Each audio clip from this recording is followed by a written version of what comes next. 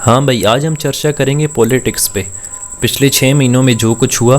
اور اس سے زیادہ پچھلے 4-5 سالوں میں جو کچھ ہو رہا ہے اس ملک میں، ہم اس پر چرچا کریں گے اور بات کریں گے کہ پولیٹیشنز ہمارے ساتھ کیا کر رہے ہیں یا ہمارے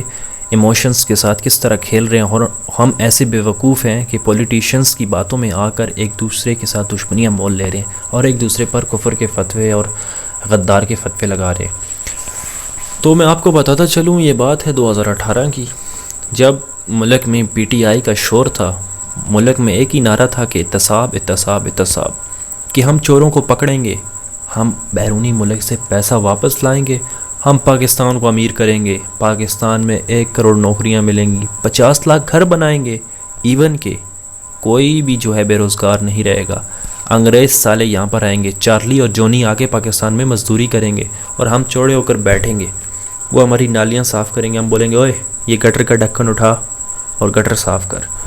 ہمارے ملک کے یہ سین ہوں گے اور ہم بھی ان سینز میں خوش تھے کہ یار سینز کچھ ایسے ہونے والے ہیں کہ انگریز پاکستان آئیں گے،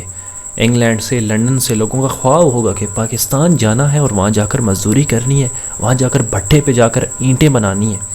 بہت پیسہ ملے گا۔ جس طرح آج کل ہمارا خواب ہے کہ ہم جرمنی جائیں اور جا کر جرمنس کے کتے نہ لائیں اور ہمیں مہینے کا 300-400 پاؤنڈ ملے، اور ہم اس بات پر بہت خوش ہو جائیں گے، جو کہ اچھی بات ہے۔ پیسے کمانے چاہیے اور اس کے لیے آپ کو جو کام کرنا پڑے آپ کریں، لیکن یہی سینس ہمارے ملک کے تھے آج سے 5-6 سال پہلے۔ تو یہ اس دور کی بات ہے، سن 2018 کی، کہ ہم نے اپنا ووٹ کاسٹ کیا پہلا زندگی کا، ہم نے پی ٹی آئی کو ووٹ دیا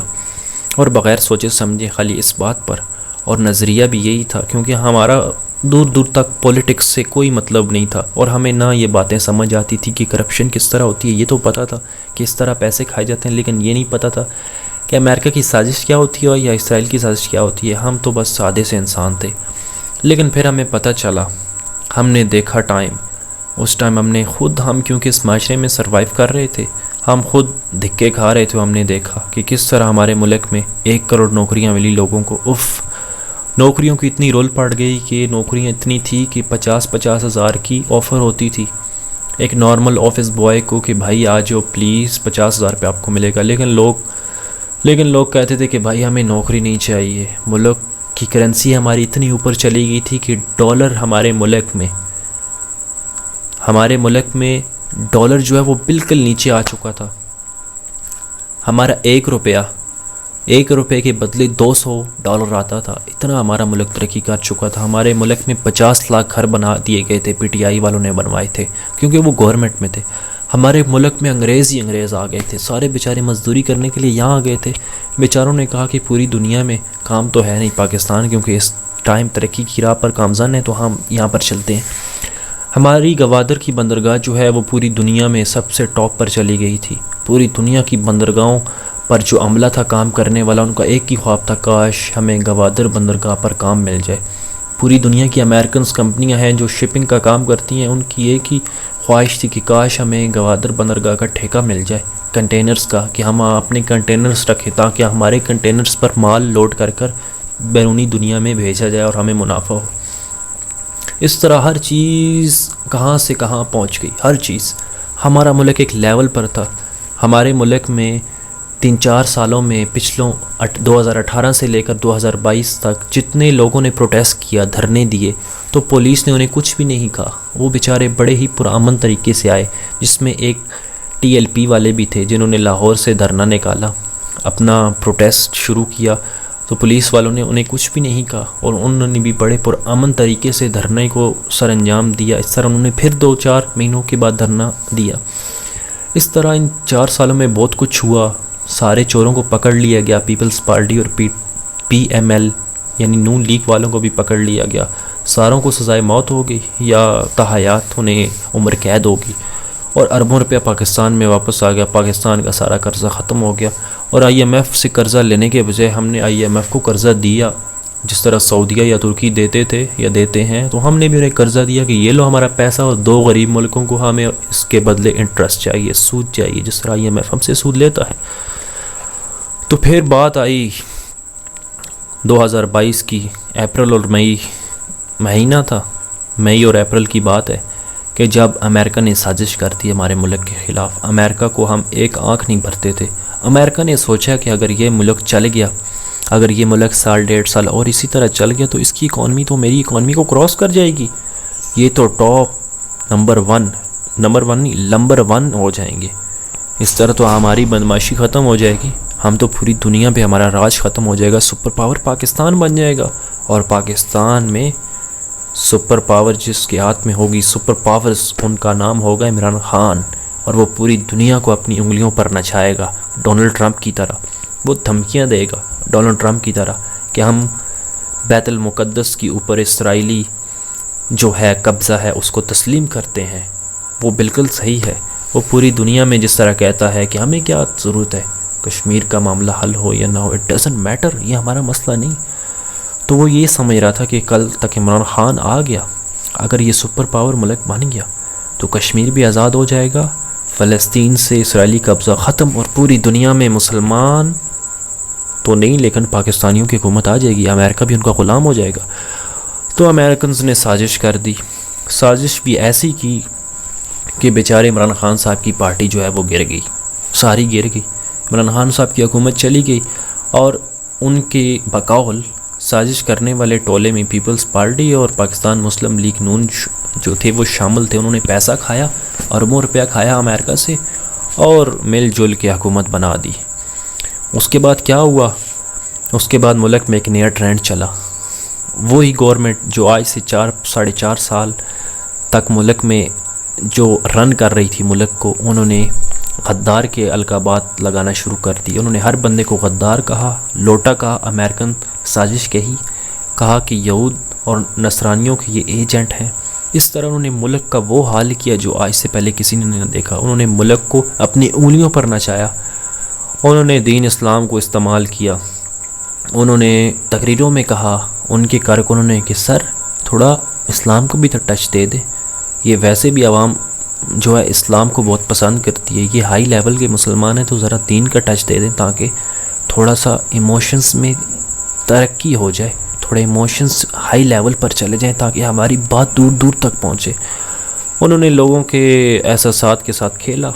اور خوب ہلا گلا کیا، انہوں نے پارٹیاں کی، انہوں نے اسلام آباد میں آگ لگائی، جو چیز چڑھی انہوں نے اڑا کے رکھ دی۔